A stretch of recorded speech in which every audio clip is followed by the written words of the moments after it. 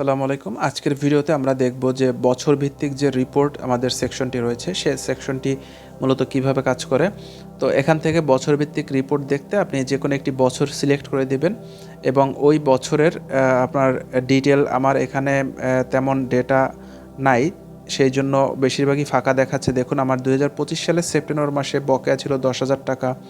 তারপর আয় হয়েছিল ২,১২৩ টাকা, ব্যয় হয়েছিল ১৬০০ টাকা এবং ডিসেম্বর মাসে প্রফিট হইল গিয়া ৫২৩ টাকা। এরকমের আপনাকে প্রতি মাস ওয়াইজ আপনাকে এটি শো করবে।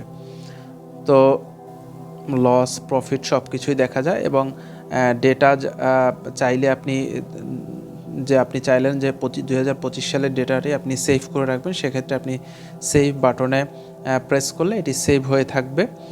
এছাড়া যদি আপনি সেভ না করেন, সেক্ষেত্রে যতক্ষণ না পর্যন্ত সেভ করবেন ততক্ষণ পর্যন্ত আপনি এই ডেটাটি চাইলে আপনি অ্যাপের বিভিন্ন ব্যাকডেটে গিয়ে আপনি আপডেট করতে পারবেন, কিন্তু একবার ডেটা সেভ করে ফেললে আর সেই ডেটাগুলো আর আপডেট হবে না। সেক্ষেত্রে আপনার নতুন করে আবার ২৫ সাল সিলেক্ট করে আবার সেভ করলে আপনার এটার উপরে আবার রিপ্লেস হবে বা হবে, এবং যতক্ষণ ডেটা সেভ থাকলে আপনার এই ডেটাটা আমাদের সার্ভারে ডেটাটা সেভ হয়ে থাকবে। এছাড়া আপনারা যদি সেভ না করেন, সেক্ষেত্রে আমাদের সার্ভারের ডেটাগুলো সেভ থাকবে না।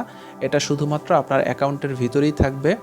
আপনি যতবার ইচ্ছে অ্যাকাউন্টের ডেটা চেঞ্জ করতে পারবেন। তো মূলত এই হচ্ছে আমাদের এই রিপোর্ট সেকশনটি। আশা করি এটি দেখলেই আপনারা বুঝতে পারবেন। ধন্যবাদ ভিডিওটি দেখার জন্য।